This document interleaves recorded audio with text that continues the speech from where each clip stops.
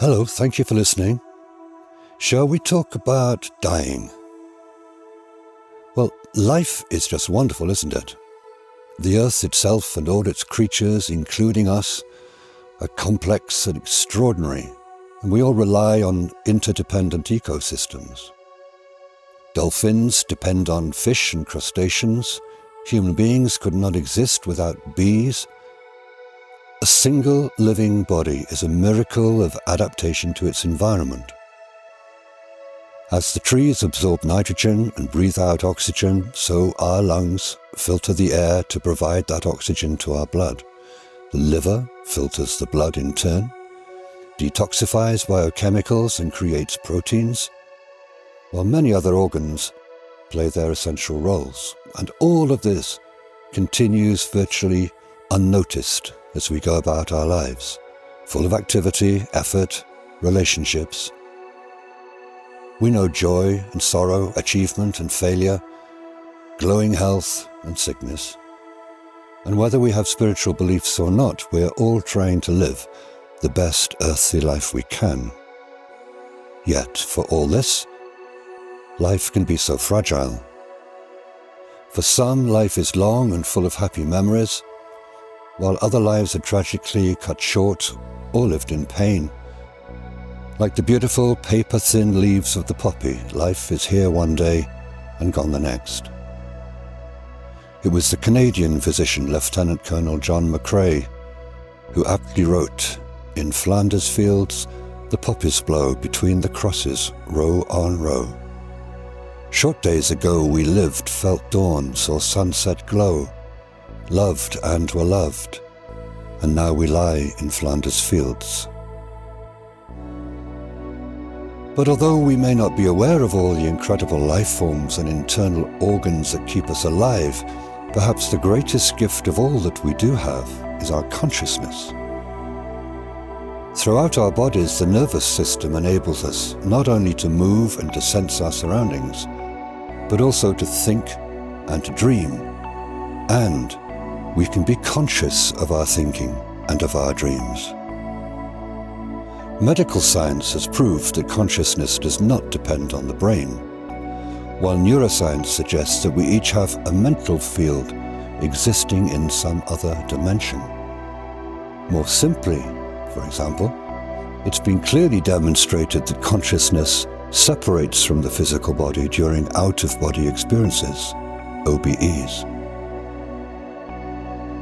For all the beauty and wonder of physical life, whether long or brief, vibrant or painful, it must inevitably come to an end one day. Every tree, every butterfly, every human being will pass away. This miraculous vehicle of the body will break down in one way or another. What then for our consciousness, our essential selves? Throughout the millennia, across all civilizations, many people have believed that we continue to live beyond physical death in some other world or dimension. Indeed, whilst acknowledging the sadness of loss, several cultures openly celebrate death as the passage of the soul to a better life. The ancient Egyptians had elaborate funerary practices, including casting spells of blessing and burying foods and household goods in the grave. And Egyptian beliefs in an afterlife spread throughout the ancient world. The Mexican Dia de los Muertos on 31st of October is a festival of celebration when families welcome back the souls of their departed loved ones, believing that the veil between worlds disappears for this brief time. Clearly, this has echoes of our own Halloween. In Madagascar, families come together at Famadehana to meet again those they have lost, to share memories and stories in their honor. The Balinese believe that the body is merely a temporary dwelling place for the soul. At Nagaban, there is no weeping or mourning, but a day-long celebration of the soul's return to God, involving music and dance, before the departed's ashes are committed to the sea, returning them to nature. Belief in an afterlife of some kind then is extremely widespread, and is, given what we know about consciousness, not merely spiritual, but also perfectly rational.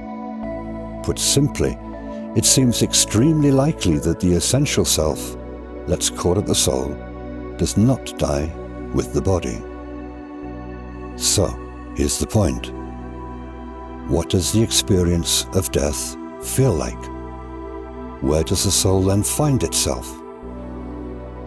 Given that this is one of the only two certainties of human life, the other being taxes, surely these are questions that should interest every one of us. And if we knew the answers, not only would one of our greatest fears be removed, the reason so many people choose to ignore the subject, but the way we live our everyday lives would be utterly transformed. Knowing that the soul continues and carries all our experiences with us, would we not become more caring and thoughtful in how we live? Of course, there are many who say they already know the truth. Often, however, theirs is a belief rather than knowledge and founded on religious or cultural teachings. Others claim there is now real evidence, especially now the widely reported near-death experience, NDE. These reports, often by patients who have survived cardiac arrest, usually start with an OBE accompanied by a deep sense of peace. An NDE can also occur, though, during extreme trauma or even in deep meditation. Then there might be a point of light, perhaps at the end of a tunnel, along which one travels to a beautiful landscape, where one might meet deceased relatives or light beings. Then, inevitably, one becomes aware of a border that cannot be crossed, because it's not yet time, before the individual returns to normal consciousness. Well, at least, this is what many spiritual teachers would like us to believe. However, a close study of wide-ranging medical investigations reveals a rather different picture. The facts are that the tunnel of light is only reported by about 1 in 6 survivors. The beautiful landscape with waiting relatives by less than 1 in 10.